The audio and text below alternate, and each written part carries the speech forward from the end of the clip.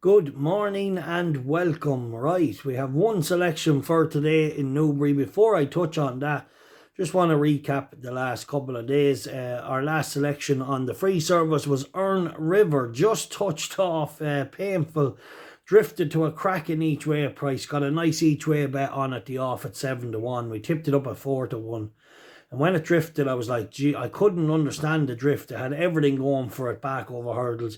It ran well the previous time over fences, just didn't jump great late in the race. And I thought it was definitely nailed on for a good crack at it. Painfully just to be beaten close to the line. I thought we were going to win going to the last.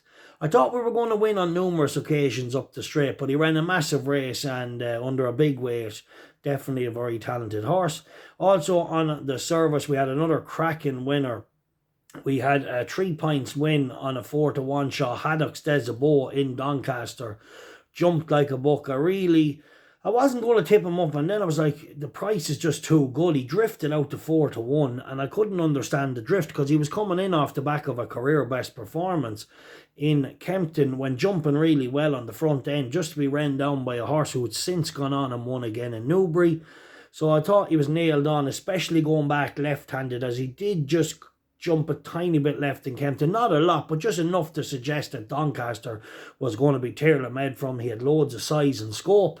And he got out on the front end, and the rest was history. Really put them to the sword, jumped them into the ground and won well. We also had another horse that was heartbreakingly second in Kelso. Something painless, all painless. This horse jumped like a buck, done everything right throughout the whole race. I thought, was nearly counting the money after a lap, to be honest. He jumped so well. And then down the back the last time, he put them all to the sword. He just kept jumping really, really well. Fine big horse.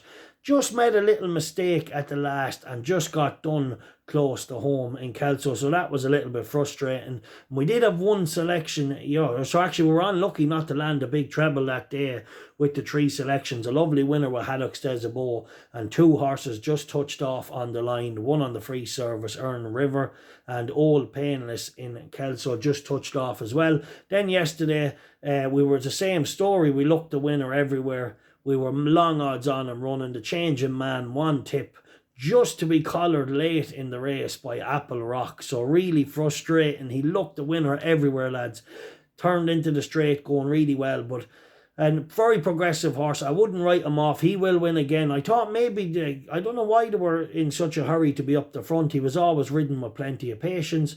Then they went into a more competitive race with a bigger weight and to put more pressure on him early. I didn't think they had to do that. I thought if they set back and tried to ride him for late, he might well have got the win. I'm not saying he will have, but I thought he'd use up plenty of energy to be up the front, stylish everywhere. But really, really rock solid stuff. I got one for today, Dr. Ken. A point win. I think it's the last race in Newbury. You'll see it, the 2 mile 6 handicap chase.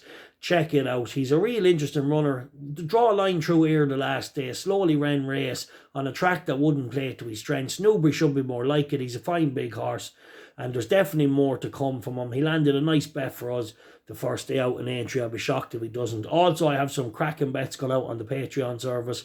If you want to catch them, links are all over the channel. Right, keep following your number 1 tipping service on the planet.